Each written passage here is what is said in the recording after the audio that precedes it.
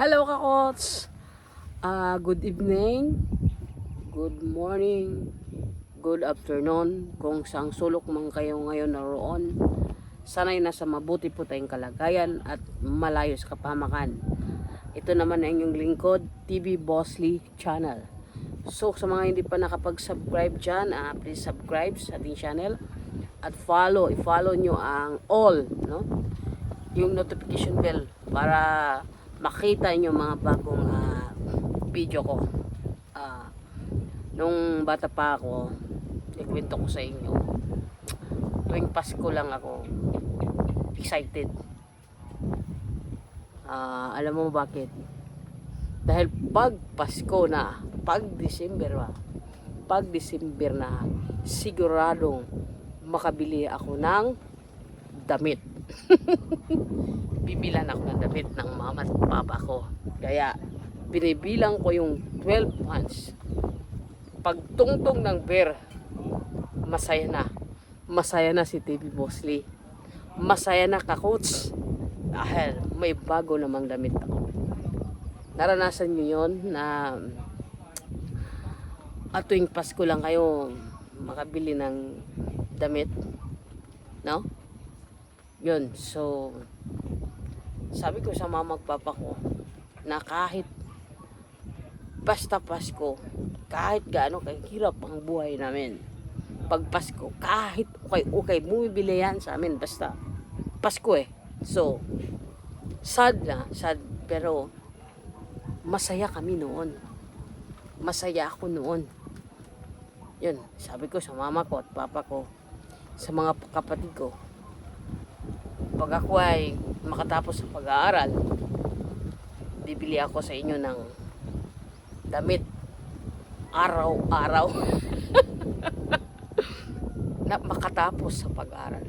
Pero sad, kasi nang nag-aaral na ako ng college, talagang naboboring ako. Wala po akong naintindihan. Ang hirap palaging mag-English.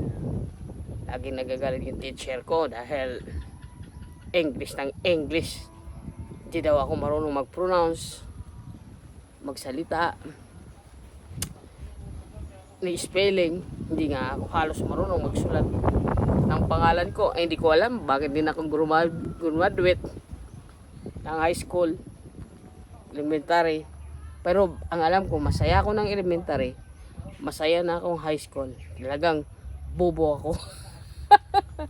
Noong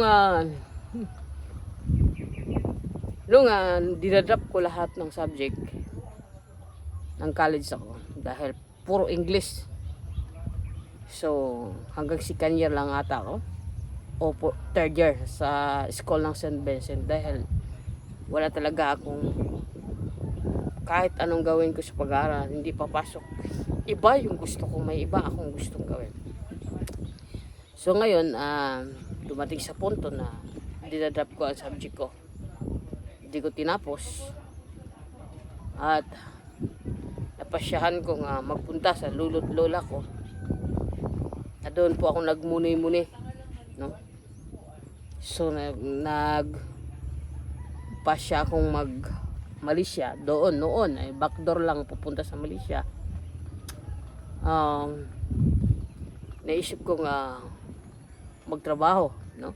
Pero bago nangyari yan, marami na pong nangyari sa akin. Naging ahinti ako ng mga books, dictionary, naging ahinti ako ng mga bakos, kahit ano-ano lang mga binibenta ko pala mabuhay ako.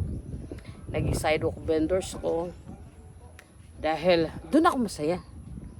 Ayoko po yung mag-aaral, ayoko po yung maging utusan. Hindi ko alam, no?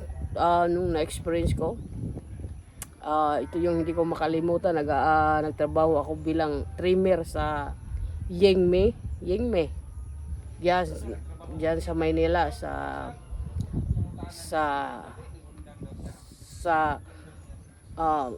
Altura ang Yengme. So naging trimmer ako. Sabi ko, balang araw, hindi lang tuwing December ako makabili ng damit. Balang araw, magtayo ako ng factory ng damitan.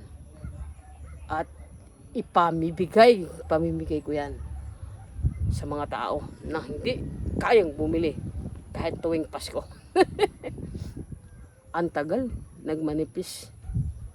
Ilang business nang pinagdaanan ko, failure. So, kung matandaan ko, nag-start ako ng business at 2004 sa Green Hills, Biramol. Karoon pa ng problema. So, palaging failure. So, ngayon na nga, nung pandemic, lahat ng business ko nagsasara. Biglang may pumasok ng opportunity. Itong YouTube. Kala kong walang-wala na ako. Yung saral, back to zero. Yung salary ng YouTube, yun ay gumawa po ako ng clothing business. Layout, mga ganun. Post. At hindi ko akalain na 4 na taon na ako ngayon, nagkakaroon po ako ng hindi naman malaki, pero paggawa ng damit. So, nagawa ko na po yung pangarap ko na magbigay sa kapitbahay, sa buong La Libertad ng damitan. Nagawa ko na po yun. So, ngayon, ay masaya ko dahil unti-unting pangarap ko nabubuo. So, nung nag-aaral ako, elementary to high school, gumraduate na lang ako ng grade 6. Ay, yung uniform ko isa lang. May uso ng embroidery dati. Ngayon may embroidery machine ako, high-tech. Noon, ang uniform ko elementary, tapak-tapak. Embroidery na ang tawag doon. So, goal big. Kasi, kung hindi mo man maabot yung goal na gusto mo, yung big na yun, pero kahit pa paano nasa 1/4 ka, magkakaroon ka, mangyayari yan. So, part 2, no? Susundin po natin yung ating kwento. Mga kakots,